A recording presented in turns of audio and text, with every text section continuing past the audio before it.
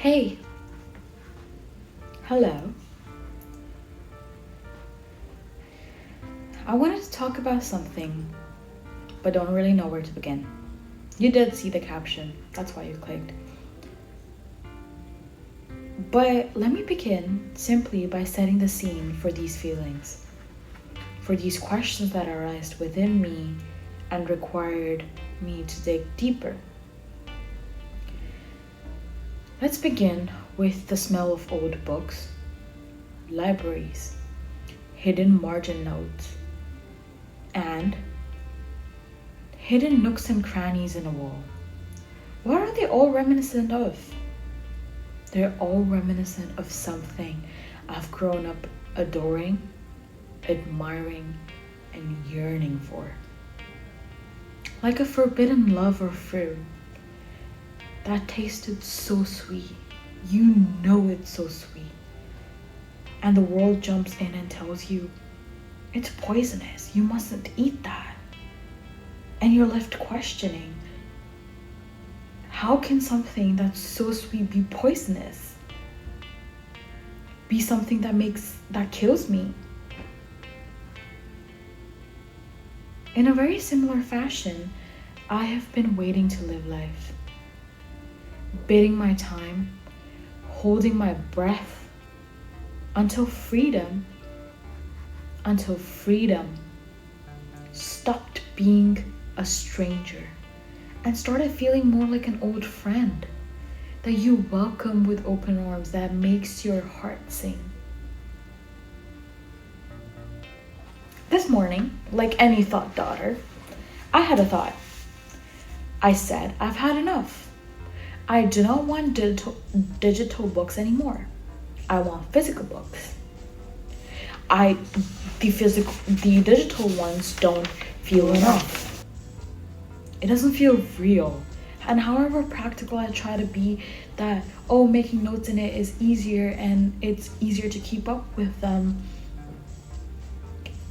it was not enough. And like any other person, when you realize that something is not enough, what do? You question. You question what would be enough. And running my thoughts down that lane gave rise to another question. That question scared me. The question, what was it? Rather simple. The question was, why did I stop annotating books? Why did I stop annotating books and in a way stop annotating life?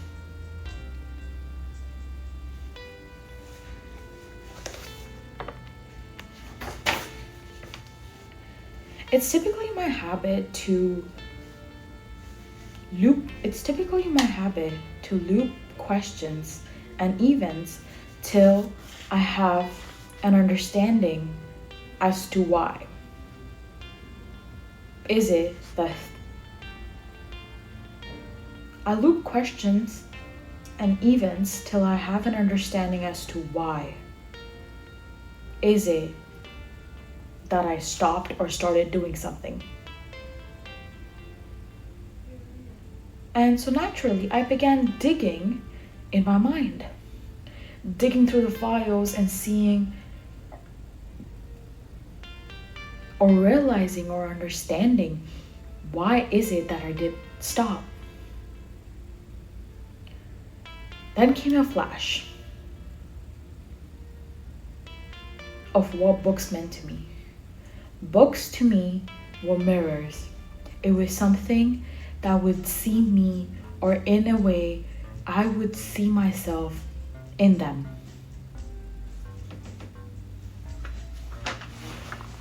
Okay. Or in a way, I would see myself in them. That flash led to memories that were buried even deeper. I almost forgot they existed.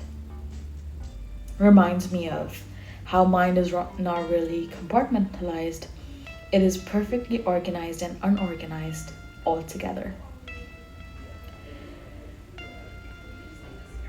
which also further led down the road of I stopped considering anything as mine. I just floated through life for years and years, through every place, every task, basking in the transient nature of it, but forgetting that I still existed in that space. I stopped laying my claim over small things, like my water bottle. That's my desk. That is my car. The word my became a selfish entity, one I wasn't allowed to have, one I wasn't allowed to dream of. Because if I dreamt about what I wanted, who would think about what others wanted? What was demanded out of me, not what I wanted. As a child, I had thoughts. Too many, if you ask me. Too many questions, with nobody to answer them. I wasn't allowed to say thoughts or observations, mostly because they were either too truthful, too unholy, politically incorrect,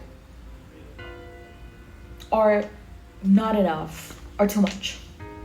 The basic answer that you get when people around you don't have answers to the question that you're asking, or pointing out obscenities as you see them rather than brushing the truth under the rug. I wasn't allowed to have thoughts back then. I wasn't able to speak them. So what do you naturally do when you can't speak? You write. So I wrote them in a diary of mine. Did not put a filter on that, unfiltered. And I was like so happy about it. I was like, okay, I have this one place I can be unapologetic and just write what I feel without filtering it out, without questioning if it's right or wrong. That would be a later analysis. But one day, they were found. They were read. Before I had a chance to see them. Before I had the ability to dissect them, discern them, and understand what was the truth and what was just venting. That day, my world crashed. That day, my world crashed. It was the first instance. It was the first instance of something being taken from me without permission. Something I wasn't willing to give, that was snatched out of my hands. And that day, I learned a lesson. I learned to hide in plain sight. I learned to hide everything that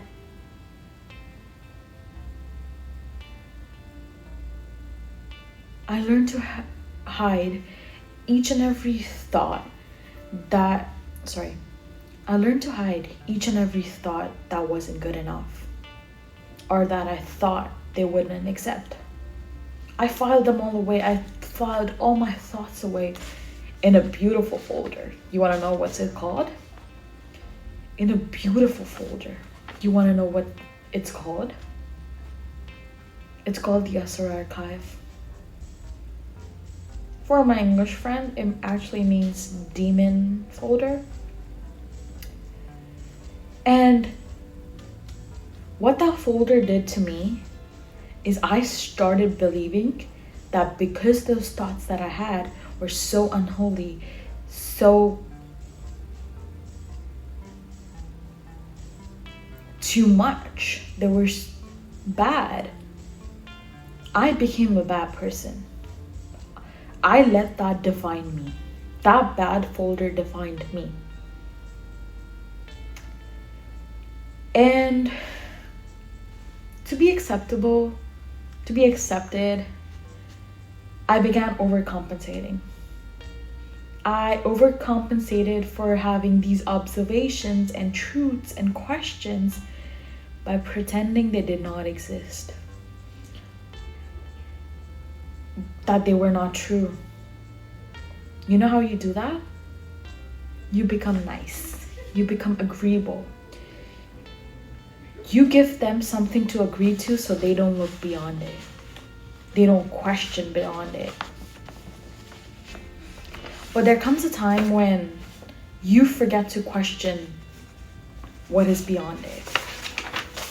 And I got there. I forgot what was beyond. I forgot what existed, and those thoughts that I have were not representative of me being demonic in their life. What I also learned from this is never to write again.